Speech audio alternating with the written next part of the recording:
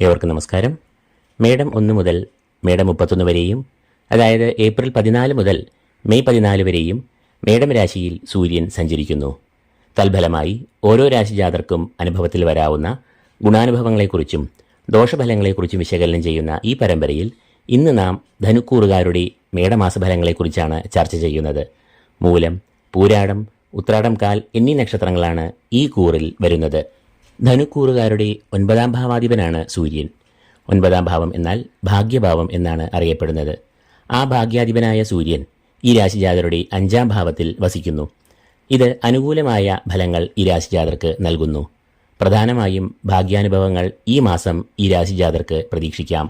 കർമ്മരംഗത്ത് ഏറെ അനുകൂലമായ സമയമാണ് ഇത്. കർമ്മരംഗത്ത് സഹപ്രവർത്തകരുമായും മേലധികാരികളുമായും നല്ല ബന്ധം പുലർത്തും. പ്രമോഷൻ, അംഗീകാരം എന്നിവയ്ക്ക് സാധ്യതയുള്ള സമയമാണ് ഇത്. അതുപോലെ ജോലി തേടുന്നവർക്കും നല്ല അവസരങ്ങൾ വന്നു ചേരാവുന്നതാണ്. കുടുംബത്തിൽ സൗഖ്യം, കുടുംബാംഗങ്ങളുടെ സഹകരണം എന്നിവ ഉണ്ടാകും. സാമ്പത്തികമായും പൊതുവെ സംതൃപ്തമായ സമയമാണ് ഇത്. കൂടാതെ ആരോഗ്യപരമായും ഏറെ അനുകൂലമായ മാസമാണ് ഈ രാശിജാതർക്ക് വന്ന് ചേരുന്നത്. 3ാം ഭാവത്തിൽ നിൽക്കുന്ന ശനിയും ഇവർക്ക് ആത്മവിശ്വാസം, ഊർജം, ശത്രുനാശം എന്നിവ വരുത്തും. ഇക്കാരണങ്ങൾ കൊണ്ട് തന്നെ ഇവർ ഏറെ ഊർജ്ജസ്വലരായി കാണപ്പെടും.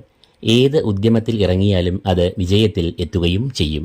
ഇതോടുകൂടി മൂലം, പൂരാടം, ഉത്രാടം കാൽ എന്നീ നക്ഷത്രങ്ങളടങ്ങുന്ന ധനുക്കൂറുകാരുടെ മേടമാസഫലങ്ങൾ ഇവിടെ പൂർണ്ണമാകുന്നു. ഏവർക്കും വിഷു ആശംസകൾ നേർന്നുകൊണ്ട് നിർത്തുന്നു. നന്ദി, നമസ്കാരം.